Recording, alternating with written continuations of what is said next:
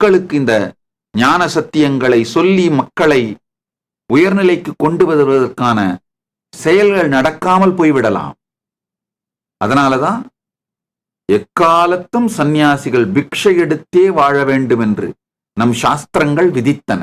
அப்போ நேச்சுரலாவே மக்களோட இன்டராக்ட் பண்ணியே ஆகணும், மக்களுக்கு நல்லது செஞ்சே ஆகணும், உலகத்துக்கு இந்த ஞானத்தை கொடுத்தாகணும், அனுபூதியை கொடுத்தாகணும், சத்தியத்தை சொல்லி ஆகணும். ஞானத்தை அளித்து வளப்படுத்துகின்ற செயல்களை செய்தே ஆகணும். அந்த கட்டாயம் நிரந்தரமாக இருக்க வேண்டும் என்பதற்காக வரியில்லாத நன்கொடைகளால் மட்டும் இயங்கக்கூடிய நாடாக கைலாசத்தை செய்து வைத்திருக்கின்றோம். இராணுவம் இல்லாத, போலீஸ் இல்லாத, வரி இல்லாத நாடு கைலாசம். இங்க நாமே நம்மை நெறிப்படுத்திக் கொள்வதுதான் வாழ்க்கை.